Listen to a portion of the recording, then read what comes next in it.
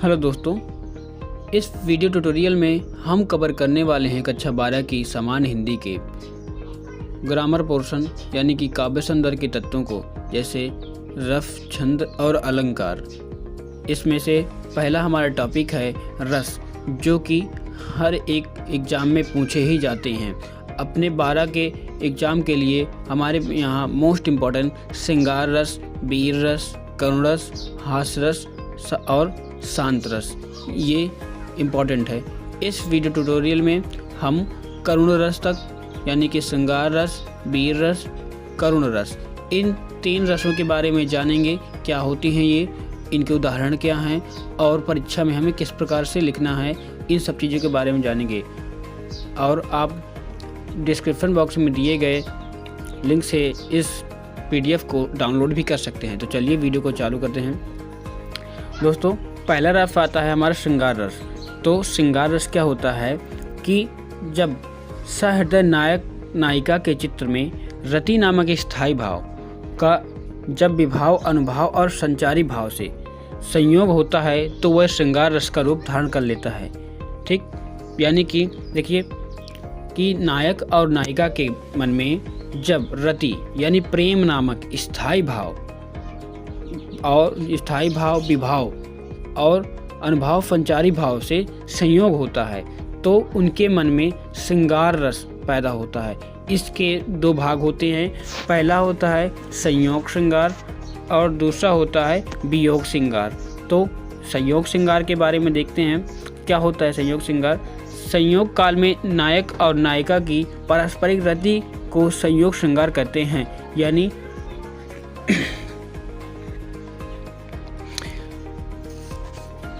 देखिए, जब नायक और नायिका के मन में प्रेम नामक स्थायी भाव या चित्त यानी कि रति नामक स्थायी भाव जब विभाव, अनुभाव और संचारी भाव से अलंबित हो जाता है तो हम उसे संयोग श्रृंगार कहते हैं। इसका उदाहरण देखते हैं कि इसका उदाहरण कौन है तुम बसंत के दूत, बिरसन पतझड़ में अति सुकुमार, घन तिमिर में चपला की सी रेख, तपन में शीतल मंद बयार। इसमें ये हमारी यह जो संरचना ये लिखी गई है ये हमारे जयशंकर प्रसाद द्वारा लिखित है, जो कि कामायनी से लिया गया है। इसमें नायक और नायिका में संयोग श्रृंगार का अनुभव पैदा हो रहा है, तो ये हमारा संयोग श्रृंगार का उदाहरण होता है। चलिए दूसरा देखते हैं। क्या है दूसरा? देखिए, आप स्पष्टीकरण में जब आप पेपर में लिख रहे होते हैं तो आपको स्पष्टीकरण लिखना पड़ता है, तो आप स्पष्टीकरण में ये यहाँ पे लिख सकते हैं। ठीक,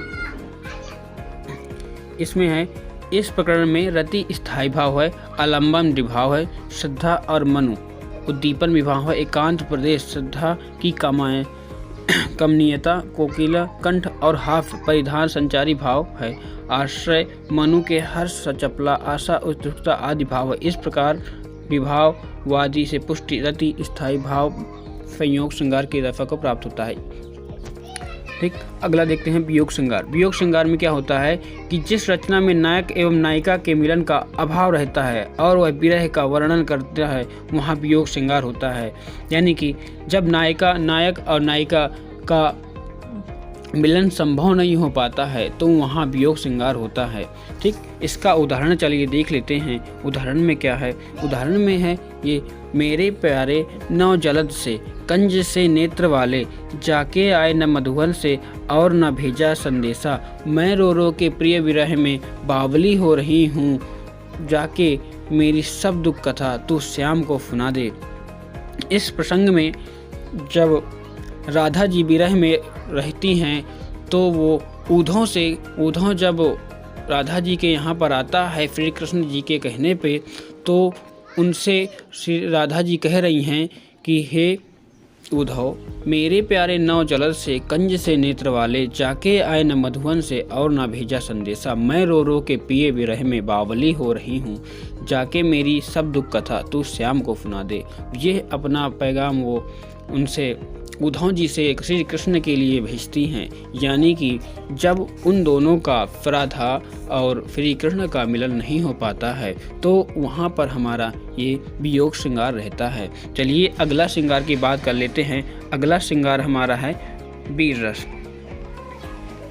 वीर रस में क्या होता है कि जब हमारा उत्साह नामक स्थायी भाव विभाव, अनुभव और संचारी भाव से तृप्त हो जाता है तो उसे हम वीर रस कहते हैं। इसकी डिफिनीशन पढ़ लेते हैं।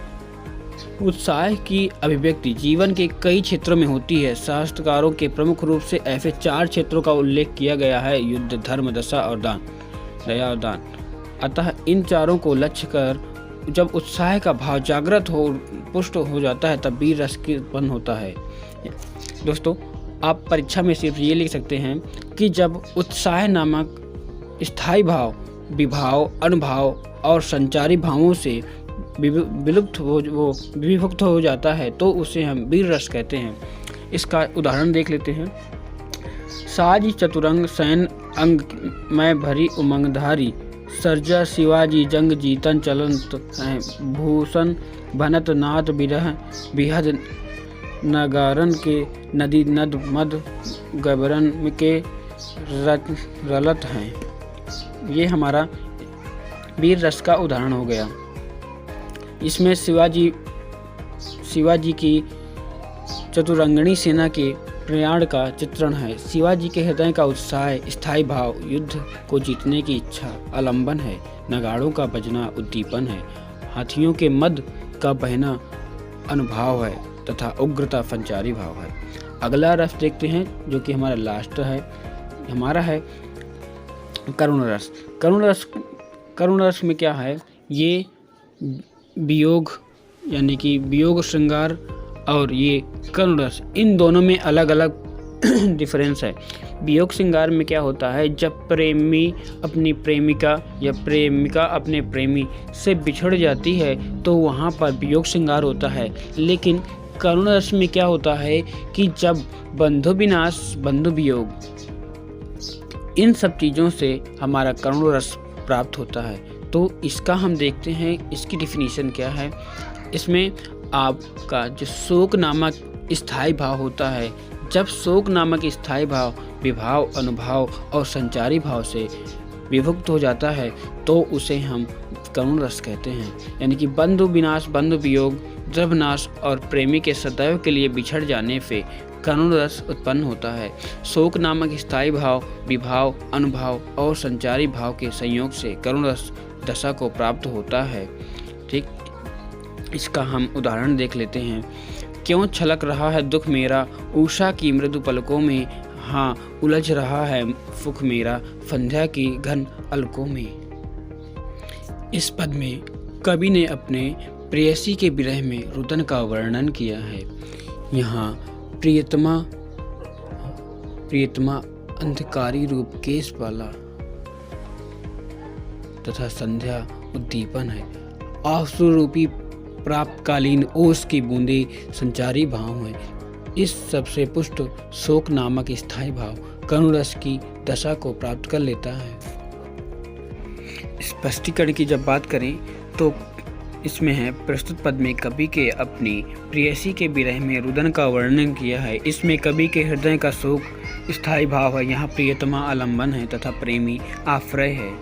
ठीक, आप इस तरह अपना इसमें स्पष्टीकरण, रस की परिभाषा, उदाहरण और स्पष्टीकरण को लिख करके फुल मार्क पा सकते हैं। वीडियो आगे दूसरी आएगी, उसे देखने के लिए आप हमारे YouTube चैनल को सब्सक्राइब कर लीजिए और बेल आइकन को भी क्लिक कर दीजिए ताकि आगे आने वाली वीडियो का नोटिफिकेशन आपको सबसे पहले मिल सके। Thank you.